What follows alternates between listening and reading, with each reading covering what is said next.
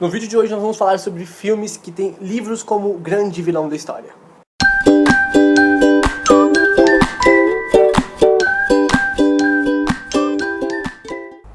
Com certeza os livros são os nossos melhores amigos, mas no cinema nem sempre isso acontece e muitas vezes eles são os próprios vilões da história.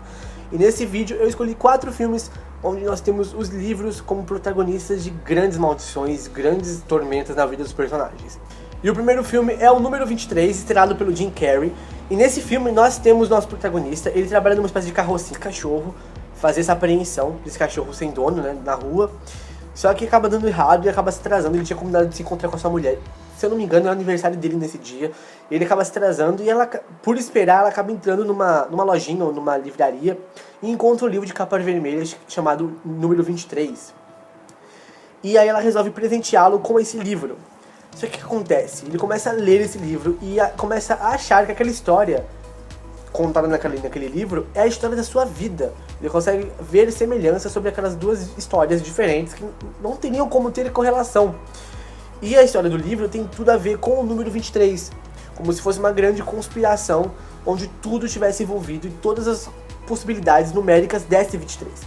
Então nós temos o famoso Jim Carrey, famoso também por filmes de comédia, num papel extremamente tenso, neurótico e alucinante. E o que acontece depois disso é que ele beira a loucura e começa a ficar totalmente obcecado pelo número 23 e investigar aquela história contada no livro e colocando muita gente em perigo. E eu confesso que eu não gostei muito, eu esperava um pouquinho mais, achei a história um pouco confusa em alguns momentos e forçada um pouco demais. Mas é uma história que nós temos o livro como a grande porta de entrada para uma grande obsessão. Então, definitivamente, nesse caso, ler não foi uma boa ideia. Depois nós temos um dos meus filmes de terror preferidos dos últimos tempos, que é o Babadook. E nesse filme nós temos a dinâmica familiar de uma mãe e um filho, que eles perderam o pai, né? Ela perdeu o marido, ele perdeu o pai, e ele é bem pequenininho, e aí vai contar esse processo de luto, né? Eles estão num processo realmente de luto, ela tá, poderíamos dizer, beirando a depressão, muito deprimida, e ele começa a ter uns ataques, começa a ter uns sintomas muito sinistros, muito estranhos, o garoto. E antes de dormir, ela começa a ler um livro, sabe aqueles livros que abrem, pop-up, que abrem e tem algumas ilustrações que vão pra frente? Pois bem, e aí ele encontra esse livro chamado Sr. Babadook, e antes de dormir ela começa a ler aquela história pra aquele menino. Só que ela começa a achar que aquele livro é um tantinho quanto sinistro, principalmente para ler para um garoto e principalmente para ler antes de dormir. Então ela resolve se desfazer daquele livro, só que as coisas não acontecem como ela realmente desejava. O livro reaparece o livro reaparece na história, e não só o livro, como o Sr. Babadook, que é o protagonista daquele livro, começa a fazer suas aparições e começa a tomar posse, podemos dizer assim, da história e daqueles personagens.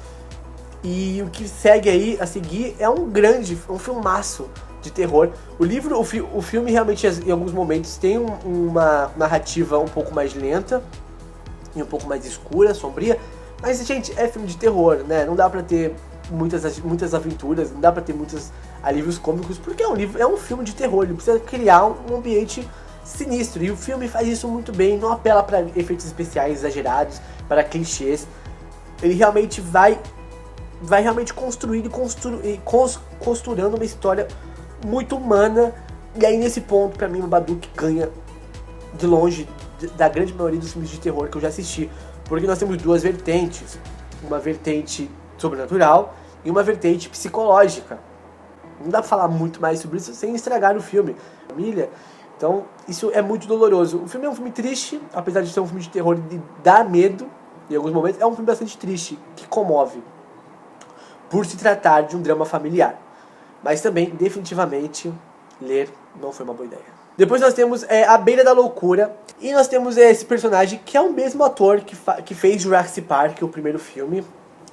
E ele é uma espécie de detetive, se eu não me engano, realmente eu não me recordo. Mas é uma espécie de detetive que foi contratado pra procurar um famoso escritor de livros de terror que está desaparecido. Só que ele ficou de entregar o seu último o seu último romance e desapareceu. Então esse detetive parte em uma jornada para procurar esse escritor junto com a agente literária dele. E o que nós encontramos é que os livros que ele escreveu acabam se materializando naquela cidadezinha pequena onde ele para porque ele acha que o escritor está ali. Então o livro é cheio de referências de outros escritores famosos como H.P. Lovecraft, Stephen King, e bebe muito dessas águas. Tem muitas referências desses dois ícones do terror, mas os efeitos são muito estranhos, os efeitos são muito primitivos, sabe? Então, acho que trazendo pro dias atuais, ele cai um pouco no trash.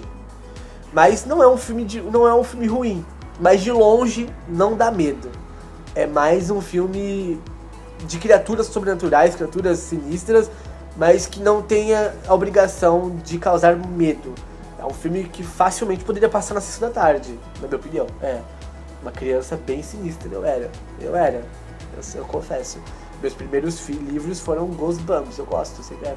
Então, mas é um filme que vale a pena conhecer e definitivamente ler também não foi uma boa ideia. E pra finalizar, nós temos Evil Dead, ou A Morte do Demônio. E nesse filme nós temos um grupo de amigos que vai para uma casa na floresta, uma cabana, e no porão eles encontram um livro feito de carne humana e escrito com sangue humano. Vamos ler esse livro, né? Parece uma ótima ideia.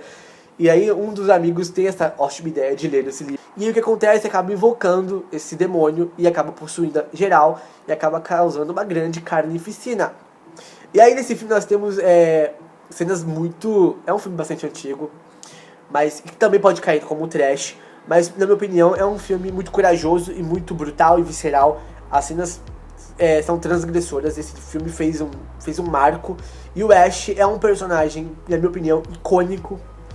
E depois disso nós tivemos mais 3 filmes desse herói.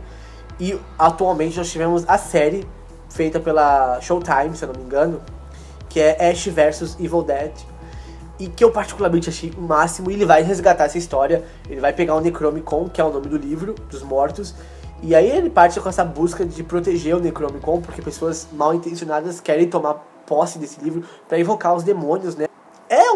É uma série que traz o melhor do terror, o melhor da sanguinolência do terror, mas também banhada de humor e grandes piadas. Então ele faz essa combinação muito gostosa. Mas é um outro tipo de terror, né? Mas definitivamente, se você encontrar um livro feito com pele humana e escrito com sangue humano, ler não vai ser uma boa ideia. E esses foram os 4 filmes que falam sobre livros e livros malditos.